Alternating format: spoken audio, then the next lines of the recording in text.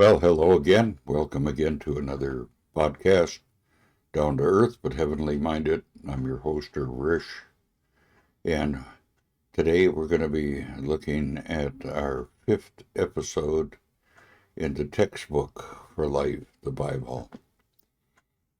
That said, I'm just going to get our scripture up here. You know, there are chapters in the Bible that are not easy to read and a little harder to understand sometimes. And we have a tendency to want to skip over them, but Lord willing, we're not going to skip over this one. We're going to look at the descendants of Adam all the way up to Noah.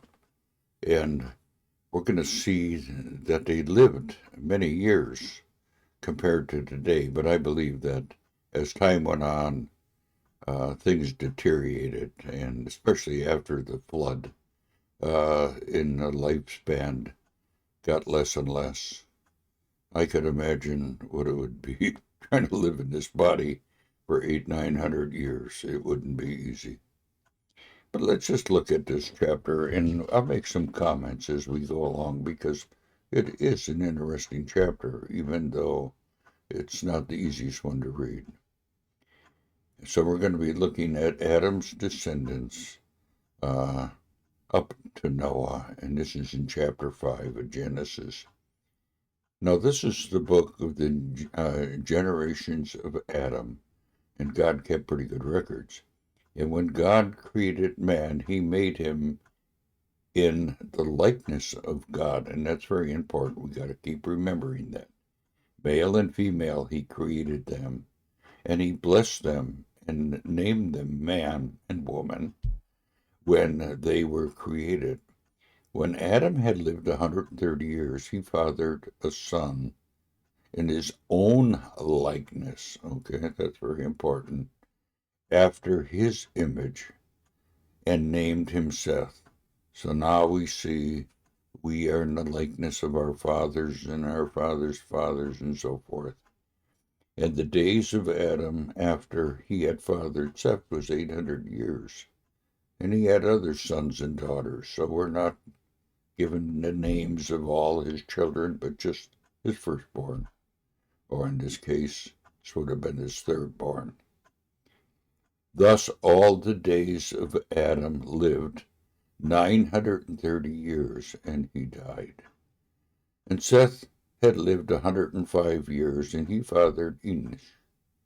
Seth lived after he had fathered Enosh 807 years, and he had other sons and daughters. Thus all the days of Seth were 912 years, and he died. He lived a long life. And Enoch had lived 90 years and had fathered Kenan. And Enoch lived after he had fathered Kenan 815 years and had other sons and daughters.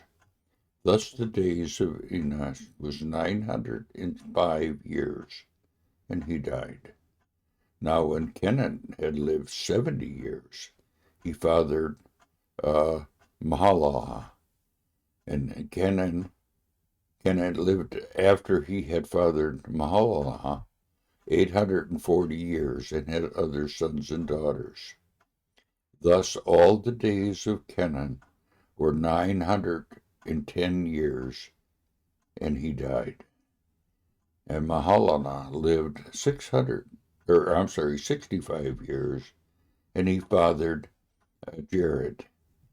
And Mahalath lived after he had fathered Jared 830 years, and he had other sons and daughters. Thus all the days of Mahalath were 895 years, and he died. Didn't quite make 900, huh? When Jared had lived 162 years, he fathered Enosh. Jared lived after he had fathered Enoch 800 years and had other sons and daughters. Thus all the days of Jared were 962 years, and he died. Now when Enoch had lived 65 years, he fathered Methuselah. Enoch walked with God after he fathered Methuselah. So there's something happening here. And Methuselah, I'm sorry, let me get back. Enoch walked with God after he fathered Methuselah 300 years. Now, this is just a short time compared to all the others. And he had other sons and daughters. And all the days of Enoch were 365 years. That's a lot shorter. But there's something that happened. Enoch walked with God, and he was not where God took him. And if you read the story, God took him. That means he did not see death. God just took him. And he's truly a beautiful picture of something that God will do in the future.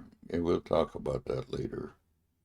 Now, when Methuselah had lived 187 years, he fathered Lamech. And Methuselah lived after he had fathered Lamech 782 years and had other sons and daughters. Thus all the days of Methuselah was 969 years. Boy, he lived a long time. And he died. Now Lamech lived 182 years, and he had a son, and he called his name Noah, saying, out of the ground that the Lord had cursed, this one shall bring us relief from our work and from our painful toil and from our hands. And Lamech lived after he had fathered Noah 595 years and had other sons and daughters.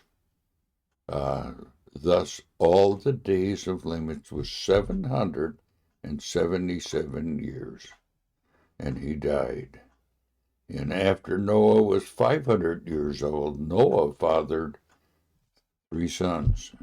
Normally they just mention one, but here we have Shem, Ham, and Jehoshaphat. So, what do we get out of this chapter? I mean, there's a lot of names, a lot of times, but Methuselah would be the grandfather of Noah. His name meant after his death comes judgment. And truly, he died just before the flood. So here we have Noah coming on the scene. We've seen somebody who didn't see death.